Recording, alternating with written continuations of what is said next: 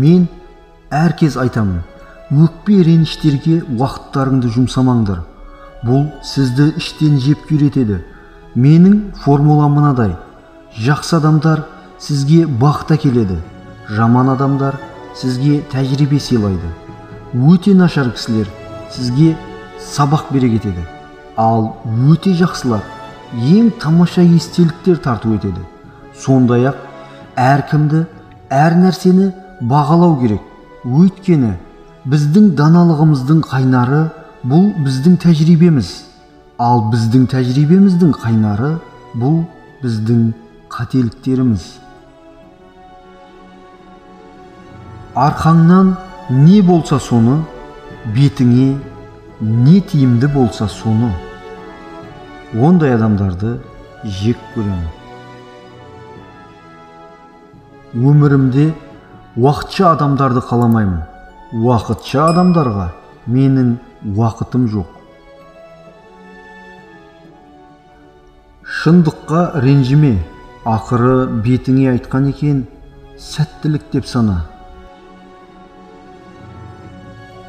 Құдай саған бет жүз берді, бірақ оның кескінін қалай ұстану сенің таңдауың.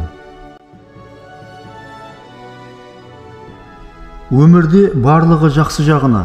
Егер сізден кейбіреулер бет бұрса, бас тартса, өмір сізді қоқыстардан тазартып жатыр.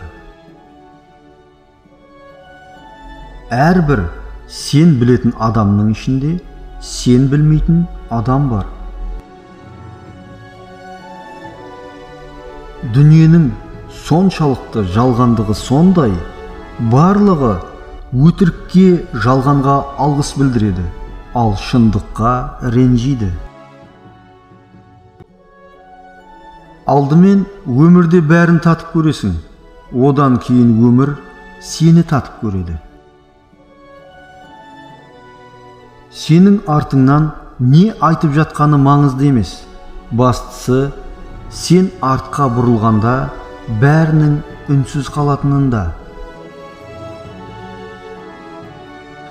Көңіл деген түсіндіруге өте қиын нәрсе. Қайда орналасатынын ешкім білмейді.